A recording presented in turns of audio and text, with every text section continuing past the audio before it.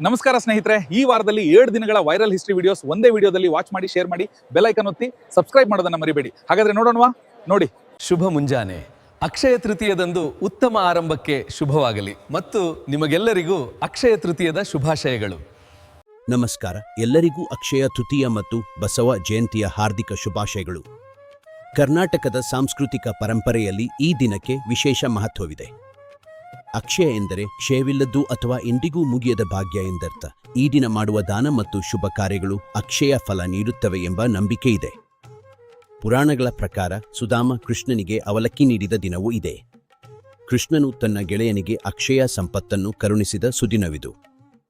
ಇದೇ ದಿನ ನಾವು 12ನೇ ಶತಮಾನದ ಮಹಾನ್ ಸಮಾಜ ಸುಧಾರಕ ಕಾಯಕ ಯೋಗಿ ಬಸವಣ್ಣನವರ ಜಯಂತಿಯನ್ನು ಆಚರಿಸುತ್ತೇವೆ. ಬಸವಣ್ಣನವರು ಕಾಯಕವೇ ಕೈಲಾಸ ಎಂಬ ಮಂತ್ರವನ್ನು ನೀಡಿದರು. ಜಾತಿ ಮತ್ತು ಲಿಂಗ ಭೇದವಿಲ್ಲದ ಸಮಾನತೆಯ ಸಮಾಜವನ್ನು ಕಟ್ಟಲು ಶ್ರಮಿಸಿದರು. ಅವರು ಸ್ಥಾಪಿಸಿದ ಅನುಭವ ಮಂಟಪವು ವಿಶ್ವದ ಮೊದಲ ಪ್ರಜಾಪ್ರಭುತ್ವ ಸಂಸತ್ತು ಎನ್ನಲಾಗಿದೆ. ವಚನಗಳ ಮೂಲಕ ಅವರು ಜೀವನದ ಸತ್ಯಗಳನ್ನು ಸರಳವಾಗಿ ತಿಳಿಸಿಕೊಟ್ಟರು. ಹೀಗೆ ಅಕ್ಷಯ ತೃತೀಯವು ಸಂಪತ್ತಿನ ಸಂಕೇತವಾದರೆ ಬಸವ ಜಯಂತಿಯು ವೈಚಾರಿಕ ಕ್ರಾಂತಿಯ ಸಂಕೇತವಾಗಿದೆ. ಇವೆರಡರ ಸಂಗಮ ನಮಗೆ ಸತ್ಯ ಮತ್ತು ಸಮೃದ್ಧಿಯ ಹಾದಿ ತೋರಿಸುತ್ತದೆ. ಬನ್ನಿ, ಬಸವಣ್ಣನವರ ತತ್ವಗಳನ್ನು ಪಾಲಿಸುತ್ತಾ ಸಮೃದ್ಧ ಜೀವನವನ್ನು ಸಾಗಿಸೋಣ. ಮತ್ತೊಮ್ಮೆ ಎಲ್ಲರಿಗೂ ಹಬ್ಬದ ಶುಭಾಶಯಗಳು. ನಮಸ್ಕಾರ. ಜಮ್ಮು ಮತ್ತು ಕಾಶ್ಮೀರದ ತ್ರಿಕೂಟ ಪರ್ವತಗಳಲ್ಲಿರುವ ಲಕ್ಷಾಂತರ ಭಕ್ತರ ಆರಾಧ್ಯ ದೈವಮಾತಾ ವೈಷ್ಣೋದೇವಿ ದೇವಾಲಯವು ಭಾರತದ ಅತ್ಯಂತ ಪವಿತ್ರ ಶಕ್ತಿಪೀಠಗಳಲ್ಲಿ ಒಂದಾಗಿದೆ. ಶುಭ ಮುಂಜಾನೆ. ನಮಸ್ಕಾರ ಸ್ನೇಹಿತರೆ, ಇಂದು ನಾವು ಹೆಜ್ಜೆ ಹಾಕುತ್ತಿರುವುದು ಭಕ್ತಿಯ ದಾರಿಯಲ್ಲಿ. ಅದು ವೈಷ್ಣೋದೇವಿ ದೇವಸ್ಥಾನ.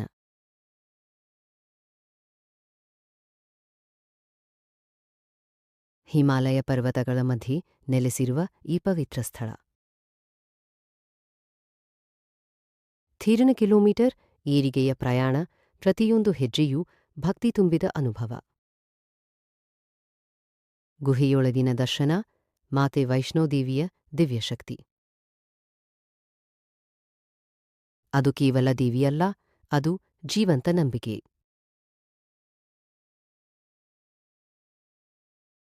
ಯಾರು ನಿಜವಾದ ಮನಸ್ಸಿನಿಂದ ಇಲ್ಲಿ ಬರುತ್ತಾರೋ ಅವರ ಆಸೆಗಳು ಖಂಡಿತ ಪೂರ್ಣವಾಗುತ್ತವೆ. ಒಮ್ಮೆ ಇಲ್ಲಿಗೆ ಬನ್ನಿ, ವೈಷ್ಣೋದೇವಿ ಕರೆಯುವುದು ಅವಳೇ. ಧನ್ಯವಾದಗಳು.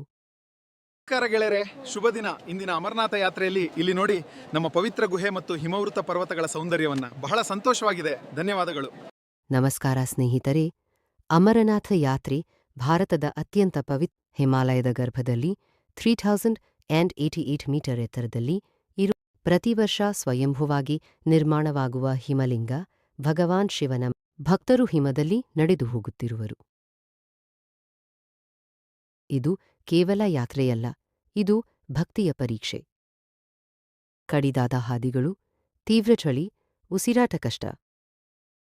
ಬಂ ಬಂ ಭೋಲೆ ಎಂಬ ನಂಬಿಕೆ ಮುಂದಕ್ಕೆ ಕರೆದೊಯ್ಯುತ್ತದೆ. ಪುರಾಣಗಳ ಪ್ರಕಾರ ಇಲ್ಲಿಯೇ ಶಿವನು ಪಾರ್ವತಿಗೆ ರಹಸ್ಯ ಹೇಳಿದನು. ಈ ಯಾತ್ರೆ ಜೀವಿತದಲ್ಲಿ ಒಮ್ಮೆ ಅನುಭವಿಸಬೇಕಾದ ದಿವ್ಯ ಅನುಭವ. ನಿಮಗೂ ಈ ಪವಿತ್ರ ಯಾತ್ರೆ ಮಾಡುವ ಆಸೆ ಇದೆಯೇ? ನಿಮಗೆ ಶುಭ ದಿನವಾಗಲಿ. ಓಂ ನಮಃ ಶಿವಾಯ ಜೈ. ಭಗವಾನ್ ಶಿವನ ಕರಗಳಲ್ಲಿ ನಿಮ್ಮ ಯಾತ್ರೆ ಸಫಲವಾಗಲಿ. ನಮಸ್ಕಾರ. ಇದು ಉತ್ತರಾಖಂಡದ ಹರಿದ್ವಾರದಲ್ಲಿರುವ ಮಾನಸಾದೇವಿ ಮಂದಿರ. ಈ ಸುಂದರ ಸ್ಥಳದ ಬಗ್ಗೆ ನಾನು ಮಾತನಾಡಲು ಬಯಸ್ತೇನೆ. ಇಲ್ಲಿನ ವಾತಾವರಣ ತುಂಬಾ ಆಕರ್ಷಕವಾಗಿದೆ. ಒಳ್ಳೆ ದಿನವಿರಲಿ. ನಮಸ್ಕಾರ ಸ್ನೇಹಿತರೆ, ಇಂದು ತಿಳಿಯೋಣ ಮನಸಾ ದೇವಸ್ಥಾನದ ಇತಿಹಾಸ. ಹರಿದ್ವಾರದ ಬಿಲ್ವ ಪರ್ವತದ ಮೇಲ್ಭಾಗದಲ್ಲಿ ಈ ಪವಿತ್ರ ದೇವಾಲಯ ಇದೆ. ಮನಸ ಎಂದರೆ ಮನಸ್ಸಿನ ಇಚ್ಛೆ. ಭಕ್ತರು ತಮ್ಮ ಆಶೆಗಳನ್ನು ಅರ್ಪಿಸುತ್ತಾರೆ. ಮನಸಾದೇವಿ ನಾಗದೇವರ ಸಹೋದರಿ, ಶಿವನ ಶಕ್ತಿಯ ರೂಪ.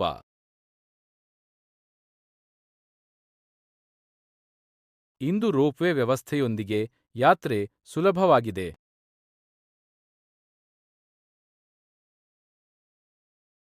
ಈ ದೇವಾಲಯ ಸಿದ್ಧಪೀಠ. ಕೇಳಿದ ಮನೋಭಿಲಾಷೆಗಳು ನಿಜವಾಗುತ್ತವೆ. ಇದು ನಂಬಿಕೆ ಮತ್ತು ಇತಿಹಾಸದ ಸಂಕೇತ. ನಿಮಗೆ ಶುಭ ದಿನವಾಗಲಿ. friends. Did you see? How did you feel? We'll meet again with more such exciting historical stories. Please press the bell icon, share, and subscribe to this channel.